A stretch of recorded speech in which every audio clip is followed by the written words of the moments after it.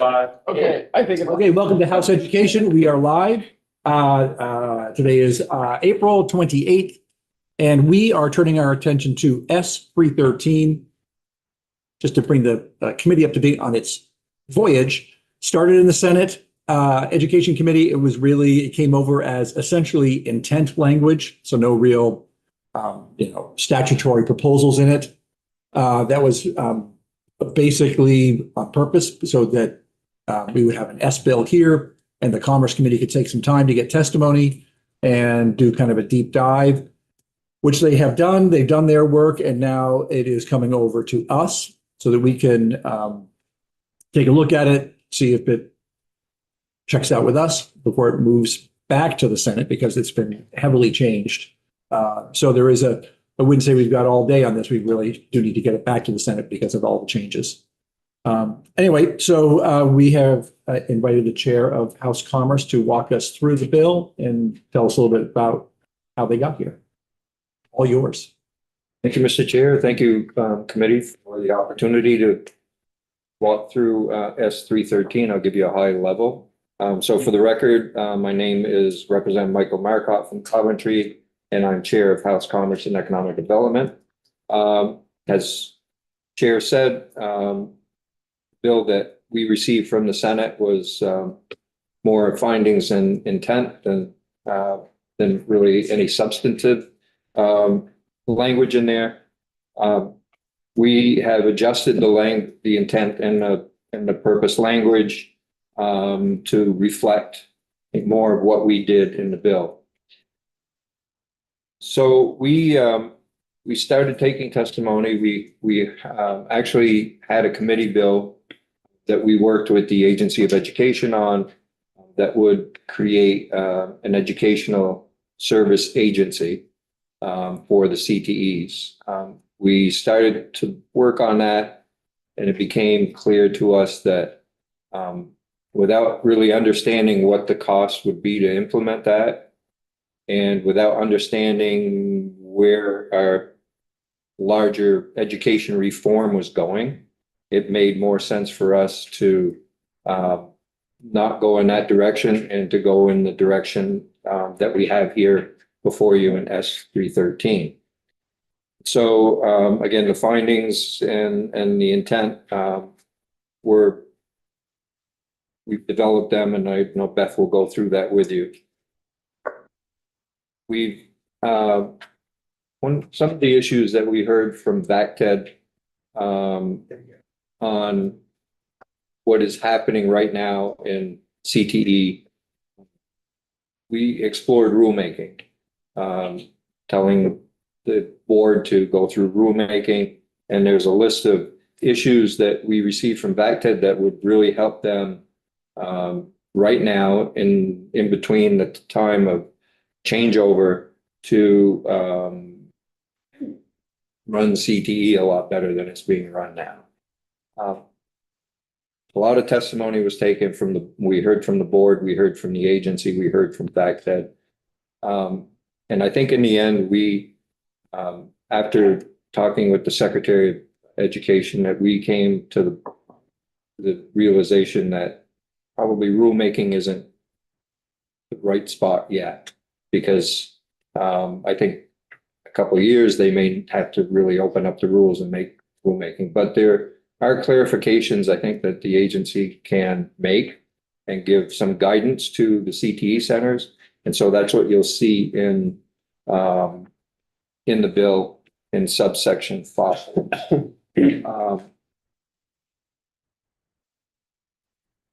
Also, I think we also heard, I'm sorry, that's in subsection 3. We also heard issues with credits being transferred by, credits being accepted by the sending schools to the CTEs as being a problem as well. And so you'll see a section on that, changing that language until, again, we go through rulemaking and all the guidance and everything. So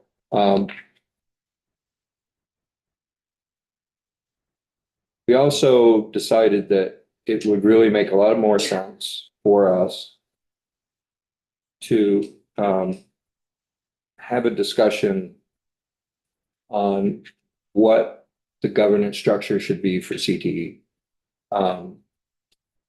And keep that discussion alive. And so we're proposing to create a legislative working group that would consist of members from the 4 committees of each body, Commerce, Education, Appropriation, and Ways and Means, and our counterparts in the Senate, to work over the summer with AOE, with VACTED, with the Superintendent's Association and others in trying to develop what should be a good governance system for us to look at next year. And hopefully we'll work in with whatever changes education is going to go through. We still don't know yet. There was also a question of comprehensive, the definition of comprehensive high school. We had come up with a definition.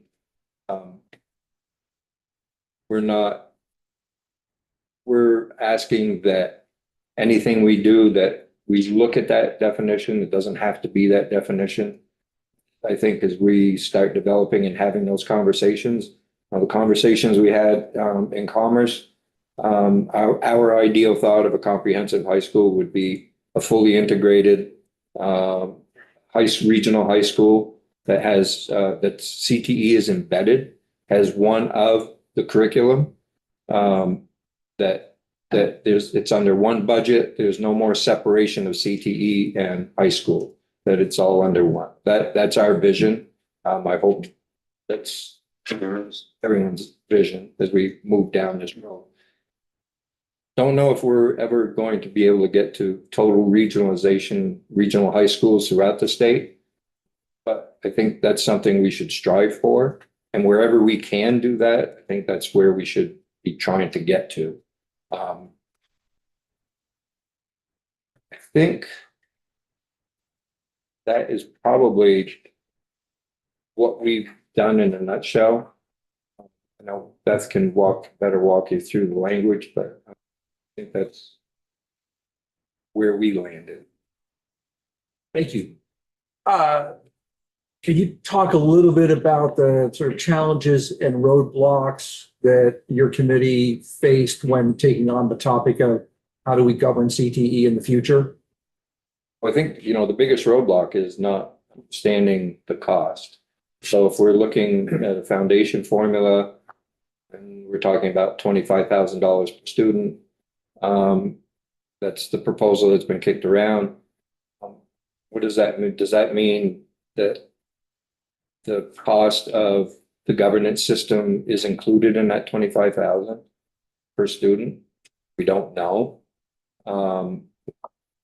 We also, I think we found the ESSA intriguing, but I think we all came to the conclusion also is that, when we talk about education, I'm sure you've all had the same thoughts, is that, we're 650,000 people and we got 80,000 students. That's probably a small city district.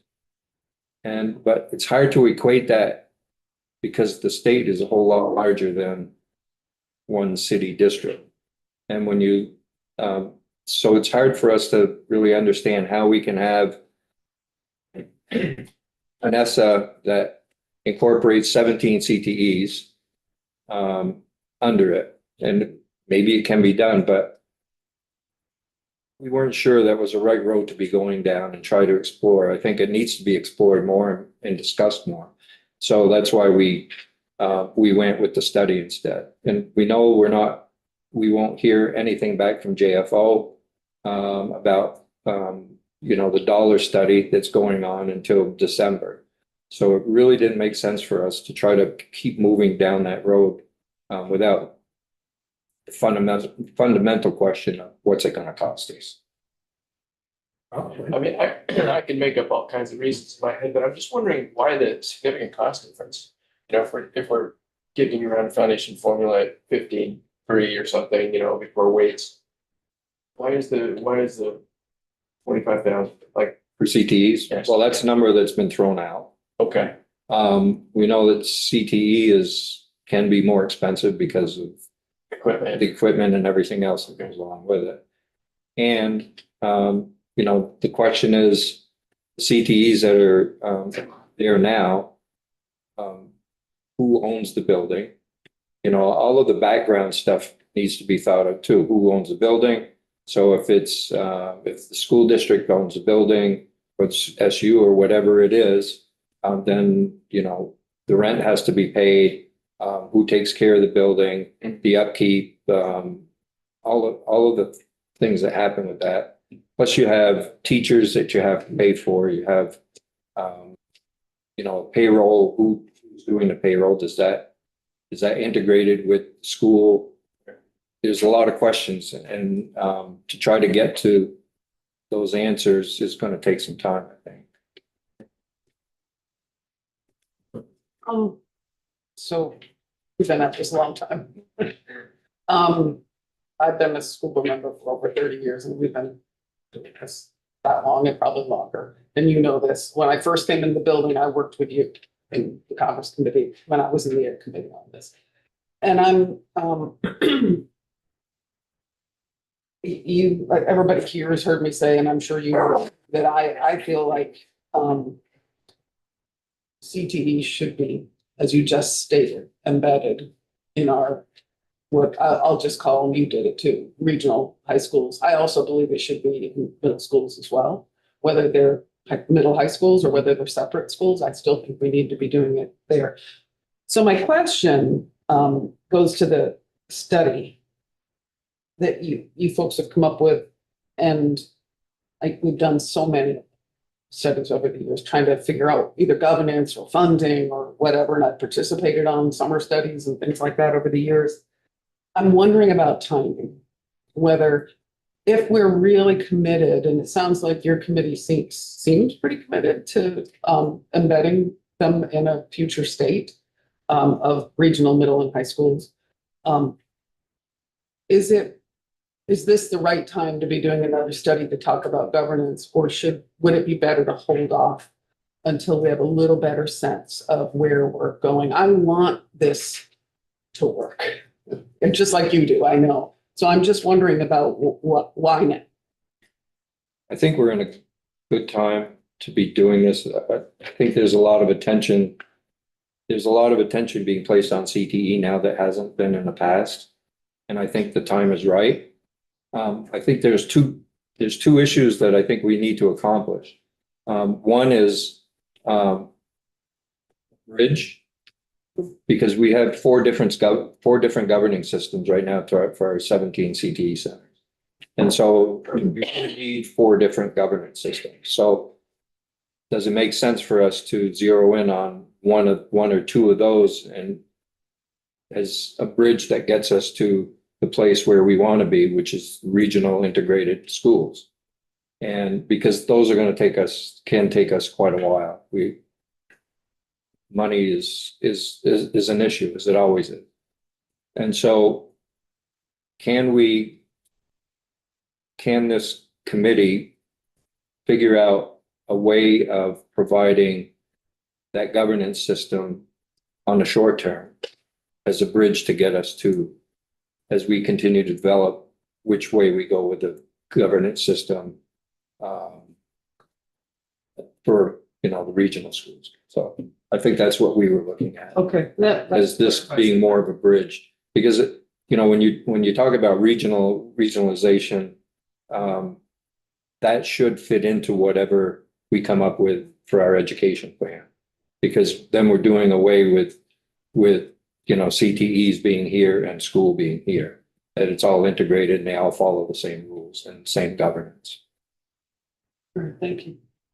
Yeah, we've talked about for years, how do we take these four different kinds of governance over our CTEs and try to mostly get them to agree on a single governance structure that we never got close. And I guess I'm a little concerned that this committee will have the same trouble, sort of like coming up with newer, larger districts. Because it's going to require a mandate from the legislature to say, this is how we're going to govern CTEs until such time as there's another change. So I hope that, and I think it's, it's clear in there that that's part of the charge. But I am nervous, but there's no other way to do it. And I accept that. Outside of us taking a stand now without enough information, I think it's, hopefully next year when you all come back, that there'll be a clear direction.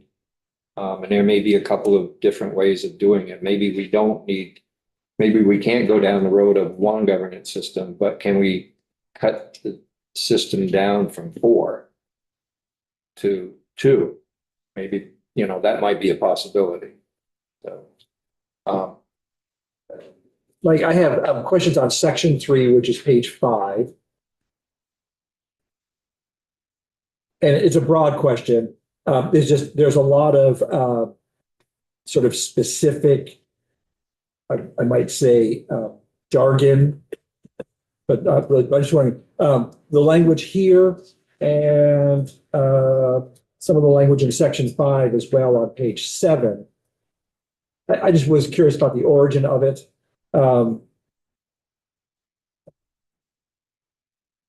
Create standards and competency-based pathways, just the language here, where it came from. came from back then. Okay. And then on page 7, I don't know what is meant by a pre-enforcement intervention pathway. Came from back then. Okay. Same with early state mediation. And then they talk about formal enforcement. Who's enforcing what? And I think that's why we want to look at it. Who can do that, right? So that's the report back that we're asking for. Yeah. Okay. I wonder if people who have to report that back are going to have the same question of what is early state mediation, formal enforcement, I think some of those conversations, intervention pathways. I don't know. I think BACTED has had some preliminary conversations with AOE on this, but they can fill you in a lot better than I can. And somebody else, we have the head of FACTED coming in either tomorrow or the next day. Let's see if I had any other questions when I was reading through it. It's largely around sort of where all that. I didn't know if it was AOE language or something like that, someone else. No. I didn't know what a lot of the terms were.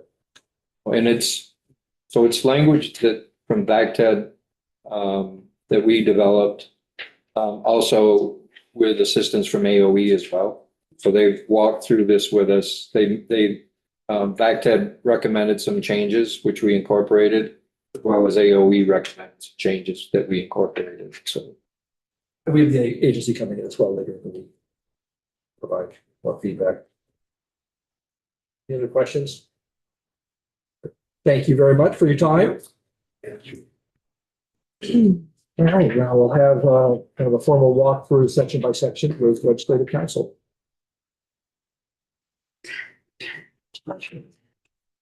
Hope you had a peaceful weekend. That's changed lots of legislative. Do you want me to share my screen? Yeah, let's do that.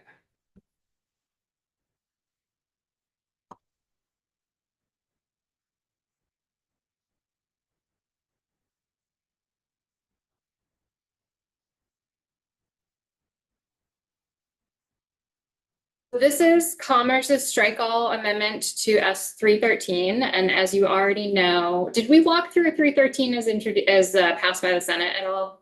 I can't remember. Okay. Well, luckily for you, sections 1 and 2 of this amendment are largely exactly the same as passed by the Senate, the findings and the intent language. So section 1 is a findings section Do you want to focus on the findings and intent, or do you want to jump right to the, you do, okay. So, section 1, line 9, the General Assembly finds that Vermont. I said, no, you don't need to. Oh, vote for the sorry. findings. Oh, right, okay. Let's jump right into the. Okay, so we're gonna go to section 3 on page 5, line 1. So this section requires the agency in collaboration with VACTED and the Superintendent's Association to issue guidance on the following topics. And their guidance should reflect the current system as it exists on July 1, 2026, in an effort to provide clarity to the field prior to updates to the CTE rules themselves. And that guidance needs to be issued on or before September 18th, 2026. And so the topics for that guidance are updates to definitions, including definitions for CTE programs, credentials, embedded academics, and satellite models, credit standards and competency-based pathways, work-based learning sequencing aligned with OSHA standards and federal hazard orders, minimum safety space and equipment standards, data and reporting alignment with Perkins 5, and explicit allowance for differentiated regional delivery models. So kind of a bridge to get to a rule overhaul. The rules for CTE haven't been updated in quite some time. Since And it sounds like the idea here was to start off with guidance rather than having the state board open up the rule series and then and only do a little bit and then close it back up and then open it up again later. right, I think the theory is if you all are going to make changes to the governance and funding systems that would then necessitate updates to the rules, let's wait to open up the rules to do that. There is technically nothing stopping the state board from opening the rules right now or any of their other rule series and engaging in rulemaking. But this is not asking them to do that. It's asking the agency to issue that kind of middle step guidance to get to that place where the rules are able to be updated. Section 4 is an amendment to 16 VSA 1532, which require, this is where 1532 lives in chapter 37 of Title 16, and that is your CTE chapter. And this is the language that gives the state board rulemaking authority. So we can see right there, the state board shall adopt by rule in subsection A, and then in subsection B, the following shall be adopted by procedure or rule. And then we're adding, so we're not making any changes to what needs to be in rule. We're adding a completely new subsection C that requires the state board to review the rules and procedures adopted pursuant to this section not less than every 5 years and update the rules and procedures if necessary. Section 5 is a giant report back to you all from AOE. So on or before January 15th, 2027, AOE will submit a written report to you all with the following. The first subdivision number 1 is regarding licensing. So in collaboration with the Standards Board for Professional Educators, AOE will come back to you with recommendations regarding CTE educator endorsement requirements that balance the need for increased access to CTE educators with industry expertise and experience, with the need for ensuring CTE educators are qualified to provide education in their specialty fields without unintentionally creating additional barriers or complexity. Such recommendations shall include both necessary statutory changes as well as recommended changes to applicable State Board of Education rules. I'm on page 7, subdivision 2. Second topic for a report back to you all is a pre-enforcement intervention pathway that is responsible for supporting interpretation and implementation of CTE rules and statute, providing early state mediation between CTE centers and sending districts, documenting patterns of noncompliance or systemic barriers, and escalating unresolved or repeated issues for formal enforcement. So you should be getting recommendations for all of that. Okay, I would probably not be doing any good by asking you to define some of these terms, but these were. I don't know that I can define them. I can give you what I understand this Okay, to be. we start with pre-enforcement intervention pathway? So I think that's a term that came, I believe, directly from VACTID. So I think they'd be the best folks to speak to that. My understanding is this is a pre-enforcement intervention pathway is meant to get at a system to resolve conflict, whether it's around a statute or a rule, when one party doesn't believe the other party is complying. So for example, I think we've all heard a lot of anecdotal testimony about wait lists and whether kids can go from one CTE center to another, even if it's not their assigned CTE center. And so if there was a complaint about a student not being able to access the CTE program of their choice, and there was some rule or statute on point, this pre-enforcement intervention pathway would lay out the steps and the folks involved to remedy that situation. Where that pathway lives, who's responsible for solving the conflict, I think is the big question, especially because if it's a interpretation by a school district, do we want to give the school district responsibility for mediating, right? When they are one of the parties to the disagreement? What if it's the state board that is interpreting a rule different, like, so who's the mediator when all of the folks at the table are the only folks in the field? So you should get a report back on recommendations for that. So this is the AOE saying, here's what we recommend for a pre-enforcement intervention pathway. Here's what we recommend for early state mediation. Mhm. Here's what we recommend for formal enforcement. Right, and you'll see that on line 4 there, state is not capitalized. So early state, like early Early stages. stage.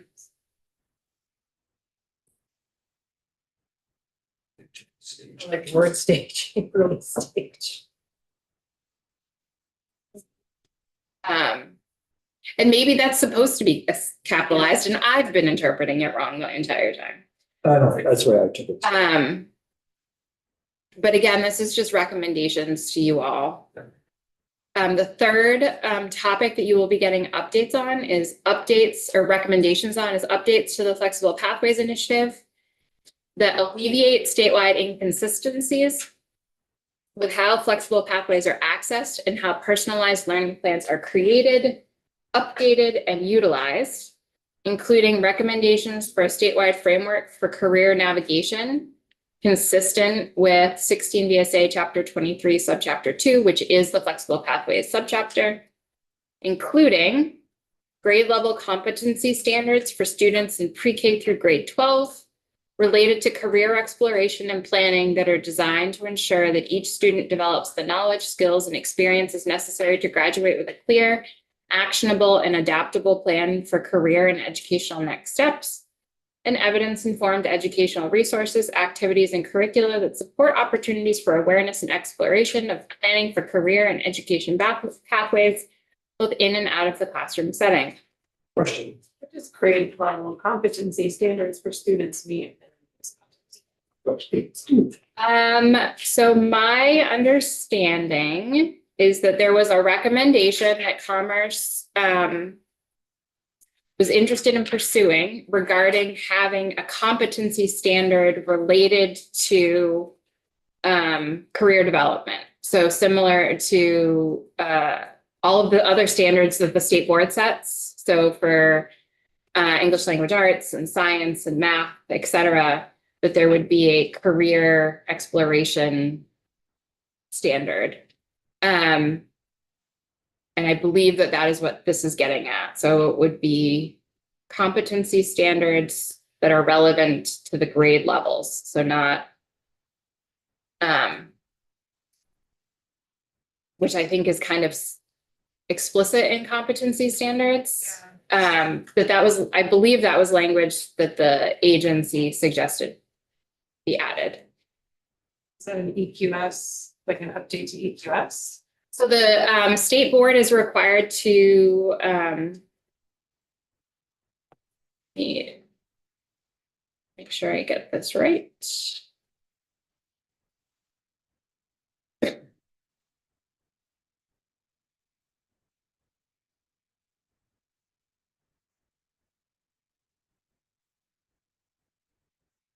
The answer is kind of, maybe. So the state board in section 164, the powers and general powers and duties of the state board is required to implement and continually update standards for student performance in appropriate content areas and at appropriate intervals in the continuum from K through 12. And then the EQS, education quality standards, require the state board to require schools to substantially meet the standards adopted by the state board. And they're kind of woven into the EQS. So I believe what this is asking for is recommendations for how career exploration, readiness, etc., can be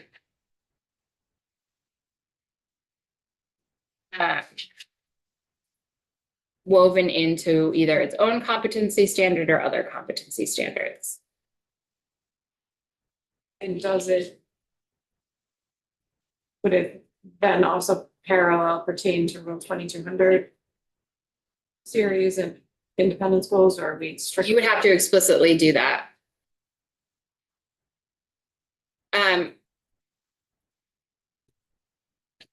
Yeah, I mean, I think you would, these are just recommendations. And there's nothing in here that's specific to independent schools. And so generally speaking, when we're asking for recommendations, we're asking, unless you are explicit, the recommendations are going to come back however they come back. The next piece is evidence-informed educational resources activities. We already went over that. Okay, so B, recommendations for statewide professional development programming to help individuals within the public education system who have direct contact with students build role-specific knowledge and skills necessary to support students in developing post-high school career and education plans. Recommendations for a model career navigation policy that is integrated within comprehensive system improvement efforts to strengthen pre-K through grade 12 academic proficiency, that establishes a framework for school district to embed those grade level competencies related to career exploration directly into core academic instruction, ensuring that career aligned learning supports the attainment of rigorous students' performance standards, ensures that students engage in meaningful, that's the language that came from the agency, I believe. What, starting where? I don't know if, I can't say that it's all of lines 10 through 13, but I believe that the agency had some edits related to lines 10 through 13. It's got that jargony sound of the Agency of Education. Ensures that students engage in meaningful career education, exploration, and planning activities that reinforce academic growth in the real world application of classroom learning, and utilizes a process by which each student develops and updates a personalized learning plan in accordance with current law, serving as a primary tool for tracking both academic proficiency and evolved career interests. And on page 9, an analysis of data collection system capabilities and gaps related to flexible pathways, personalized learning plans, and college and career readiness. So 3 topics. You've got licensing for CTE educators, a pre-enforcement intervention pathway, and updates to flexible pathways. All of this under the big umbrella of recommendations from the AOE in this report. Correct. Section 6 is subsection A is a piece of intent language that lines 5 through 11 just define.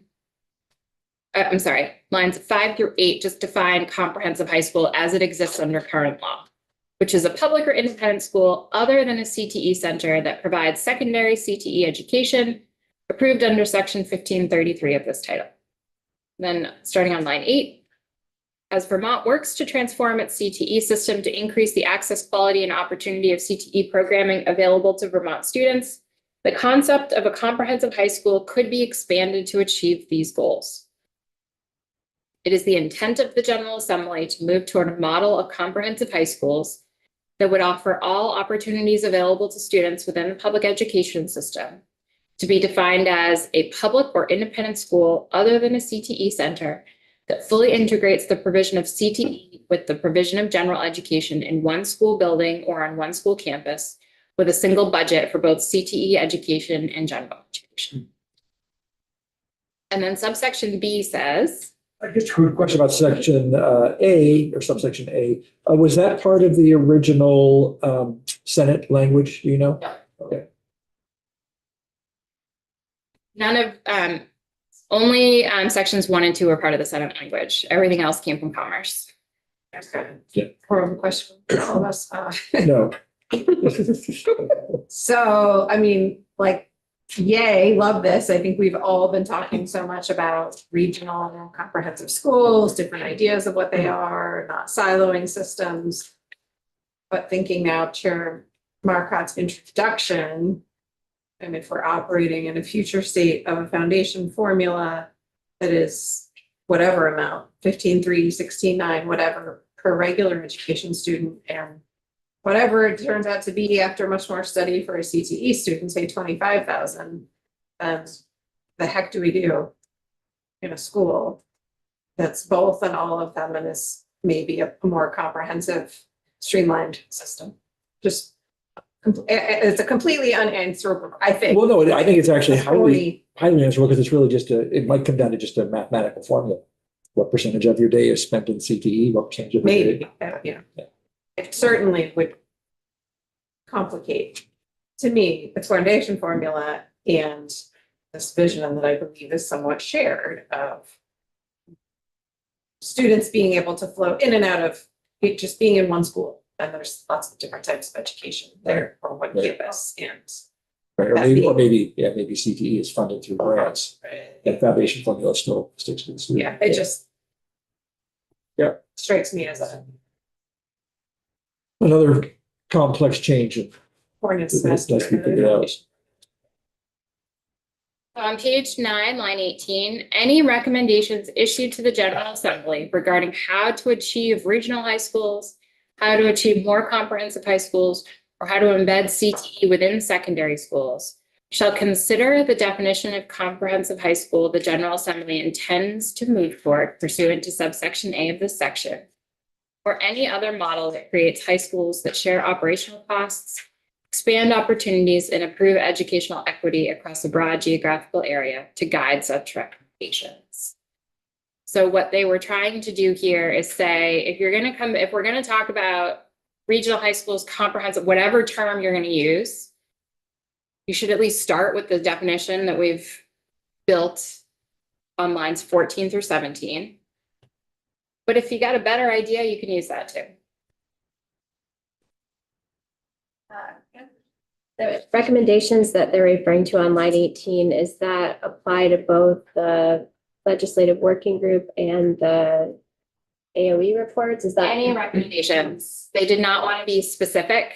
So line 18 there says literally any recommendations. pursuant to this statutory language, or just? Any recommendations? Anyone out there who's coming to you and trying to sell you on regional high schools, comprehensive high schools, whatever term we're using, this language should guide them somehow. So for example, last night after our meeting, somebody came up to me and said, you should have private donors build CTEs. It was a pretty good idea. Just get me those private donors. Sure, yeah.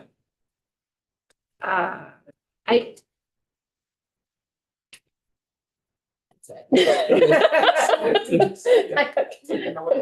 But again, you would sort of sum up this part as saying, basically, if you got a better idea,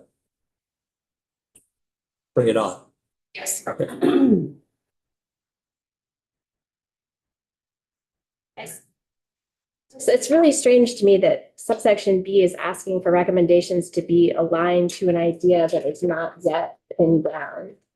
I mean, this is all, I know it's just intent, so it really doesn't matter. It just, that's a comment. The intent actually does matter. Well, I mean, yes, I mean, but it like, sets us, back, right? Right. And it feels big as well. They don't belong. Section 7 looks pretty easy. The first change in section 7 that appears throughout is anywhere the term credits is used. We've added or proficiencies. Because of how Vermont awards its credits or proficiencies has the potential to be different everywhere. That's throughout the statute. The other large substantive change here is on starting, just to orient you, on page 10, line 14, subsection B. The credits or proficiencies earned by CTE program shall be honored by any public or independent school within Vermont. Then if you go down to line 20, it says the school board of the high school from which the student wishes to graduate shall, under current law, make a determination as to whether the credits shall be applied toward graduation requirements. And this amendment requires those credits or proficiencies earned at a CTE center to be applied toward graduation requirements. So it takes that discretion away from the board, school board. That's the language essentially on page 11. Yes, lines 1 through 3. I have a question, but I don't know if it's not really for that, somebody might be able to help me with it. We're adding proficiencies in here and I understand why. But does someone remember, I remember someone telling me, or I heard somewhere that the new graduation requirements don't mention proficiency-based education. I think it was, remembers it, English, so many years of math, it did. Yeah, I don't. I think it talks about credits. Yeah. Right, I'm just trying to align Right. this recommendation from the AOE, I assume, to the new grad requirements that they don't mention proficiency. We have Proficiency-based education. AOE and we can actually, that'd be a good question. And you do have a little bit of a choice to make in that those new graduation requirements don't go into effect for a couple of years. So you could wait, or you can make changes now and then make changes. And you've got choices, but we are in a little bit of a waiting period. Section 8 is the legislative working group. The working group is created to study and make recommendations to transform Vermont's career and technical education governance structure. The working group is composed of 8 members, 4 from the House, 4 from the Senate. Not all from the same political party. Speaker appoints the House, Committee on Committees appoints the Senate. 1 member from the Appropriations Committees, 1 member from the Commerce Committees, 1 member from the Education Committees, and 1 member from the Money Committees, each chamber. The working group, in consultation with AOE, VACTED, and any other relevant stakeholders, is required to study and make recommendations regarding how to incorporate Vermont's CTE governance system within the larger education governance system. And then the recommendations shall include several things.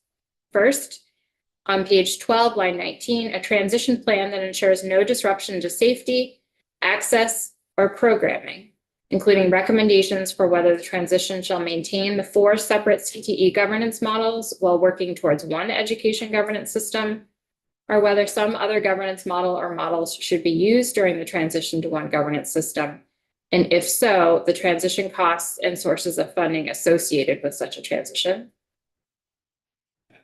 A timeline to move from the current public education governance and CTE systems to one system that incorporates governance for both general education and CTE.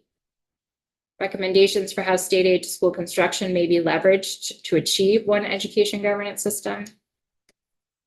Recommendations for locations of comprehensive high schools, as that term is defined in 16 VSA 1522 subdivision 14. And that's probably a legacy change that we probably should have caught in commerce. At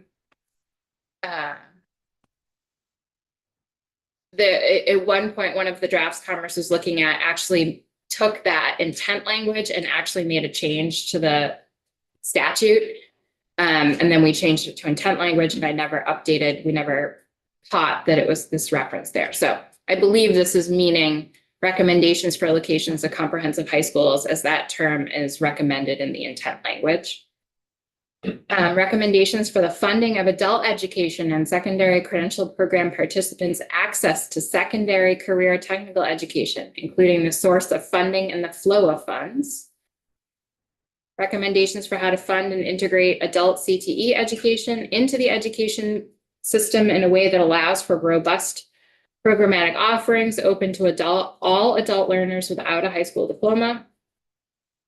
Does everybody know that currently, CTEs are mandated to offer adult programming as well, but there's no funding for it. So that's why they come with tuition payments. Recommendations for ensuring that students will not be placed on a wait list or prevented from accessing CTE due to lack of capacity, where there is a viable alternative program that aligns with the student's intended program of study and meets program requirements, including sequencing and safety concerns through the provision of coordinated transportation. And recommendations for ensuring adult diploma participants have access to the educational programs that best serve their needs, including CTE, while also complying with federal and state requirements for adult education, as well as recommendations for how access to such educational programs shall be funded. So again, right now, if you are in one of the adult ed programs, but you're young enough to qualify to attend CTE, that's not a pathway because they don't have the capacity to. Basically, CTEs exist by charging tuition, and adult education programs don't have the money to pay the tuition. So that's where that concern is in there. The working group will have the assistance of the Office of Legislative Operations, my office, the Office of Legislative Counsel, and JFO. I will Proposing a change to that? if I have a giant mortgage now, so I can't propose a change to that. Good to have the hours. Yes. But I will not be writing a report for you. I will, however, write legislative language. So that is what the deliverable of this working group is on page 14, line 12. On or before December 15th, the working group shall submit its findings and recommendations in the form of proposed legislation to the General Assembly. My office will call the first meeting to occur on or before August 15th, which is ambitious. The working group shall select co-chairs from among its members, one from the House, one from the Senate at the first meeting.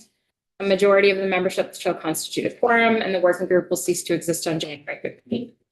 Compensation and reimbursement, as usual, under 2 VSA section 23 for not more than 6 meetings. And the bill would take effect on passage. Oh, and I was not sharing my screen for any of that. I figured that out. Any further questions? So as Chair Markov basically said, what we have in front of us is a bill that has a lot of intent language, requires a major report from AOE with lots of recommendations, has some smaller changes, and then a charge to this working group.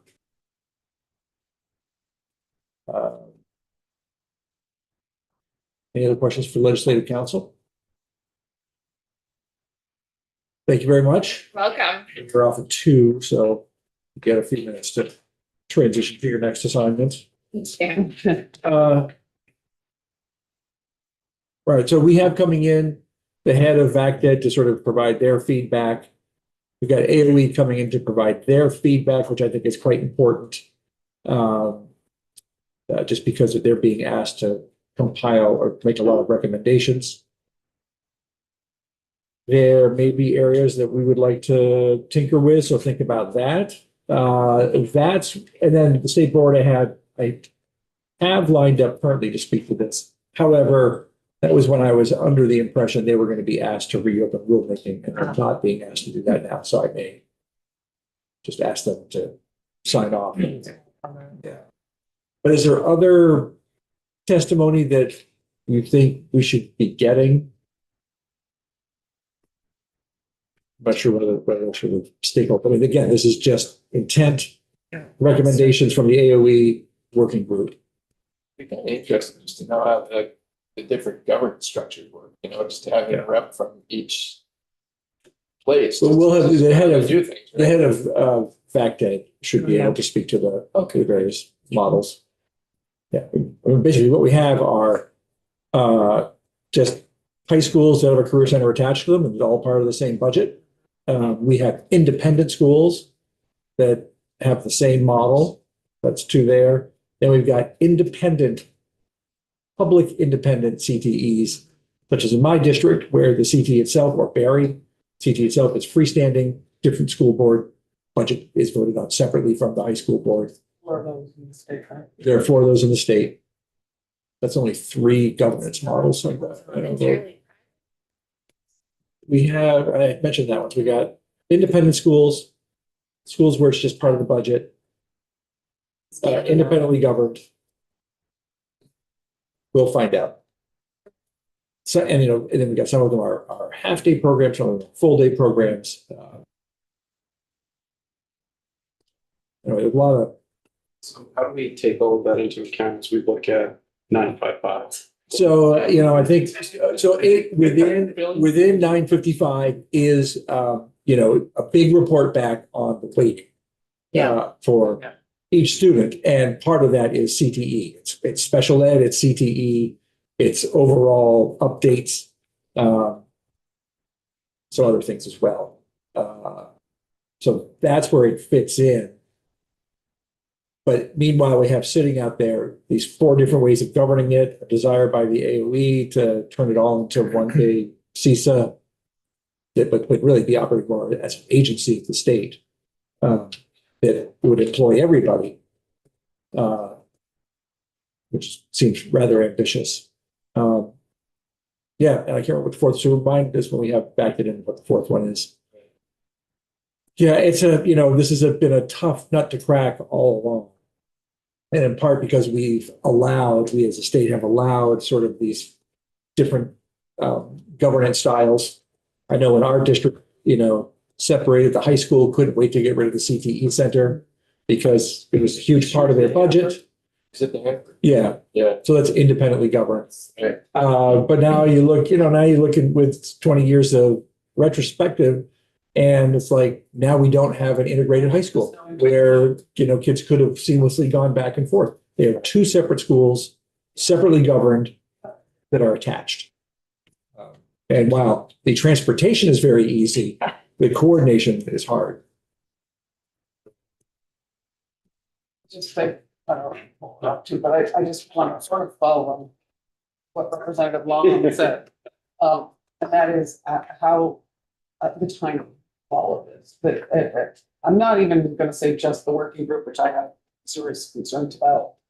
I really wasn't joking when I said we have done studies, working groups. I don't want to say every year, but boy, constantly. And I feel we asked a lot of people and really haven't taken advantage of outcomes of those studies and working groups. And we are in the middle of a pretty significant transformation of our education system. And to me, I'm going to continue to say, I deeply believe an integrated system not a separated system, but an integrated system is best for our kids and for the state in general. And this whole thing to me feels incredibly preliminary.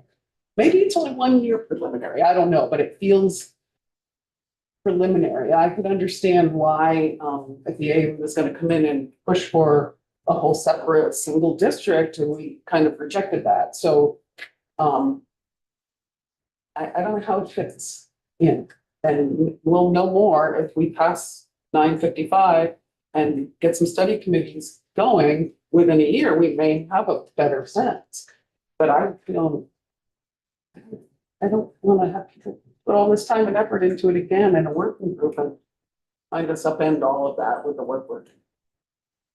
It's just my Yeah. thoughts. Yeah, well, we'll get some good feedback, I think, from folks. You know, 5 years in the world of education transformation is a short period of time. So, you know, and if you think about, you know, if this working group comes back and says, we believe that every CTE should be under the governance of the high school it is closest to or attached to. And that then the legislature wants to impose that, mandate it in a transition plan. That in of itself is going to take some time. So I'm not sure about preliminary because there's all the little stuff that's got to go into who owns the building and all the coordination of all the bookkeeping and all of that, because we've separated some stuff that meant much of this, or at least in 4. But yes, I can't help but say that we've been trying to sort this out forever. Sort it out. It's going to be challenging. Yeah. All right. Matt, next up is 245. 245. All right. And, you know, just so everybody knows, we're in that period of the legislature as we get into May. There are going to be 45-minute gaps, hour gaps, whatnot, because we don't have a lot that's pressing to get out, although we now do. Yeah. Let's come out tomorrow. And